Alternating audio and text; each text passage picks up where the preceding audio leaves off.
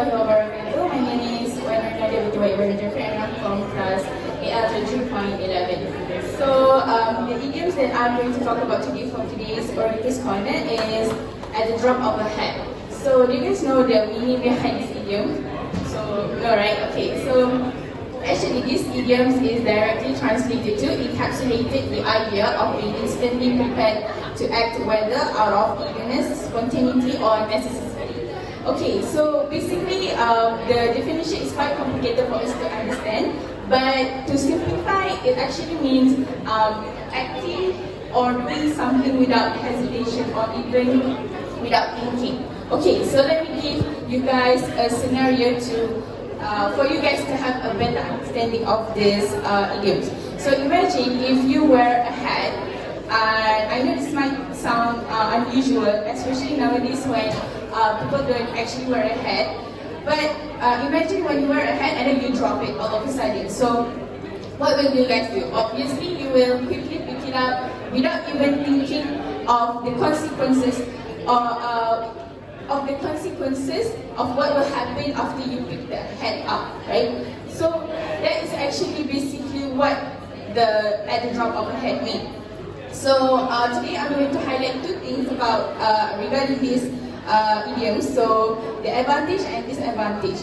So when you do something without hesitation, it actually gives you confidence. You gain confidence because you know that if you do something without even thinking, meaning that you have confidence doing that particular thing. And then this kind of personality is also good, especially for people who have P in their MBTI, which is perceiving. Okay, so perceiving means that it shows people with personality who can actually be adaptable to any kind of situations, whether expected ones or unexpected. But the disadvantage or the downside of this idiom is actually being confident is good, but overly confident is totally the opposite of it.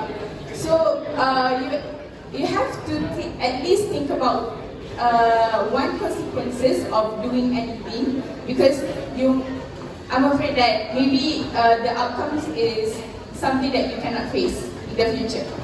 So what can you do in order to balance out consequences and confidence? Okay, so when it comes to things, you need to anticipate the future even though it might not be as accurate as expected. I'm not saying that you have to predict the future like an actual fortune teller, but actually you can maybe predict things and anticipate. And at least have a moment to think about the outcomes of doing something. You have to know the consequences, the effects, the bad ones or the good ones, because we afraid that maybe in the future we cannot face the outcomes, and you can actually apply this kind of idioms but towards something that you have done before, so you have more confidence to that particular thing. And I think that's it for today. Thank you for listening and have a good day. Assalamualaikum.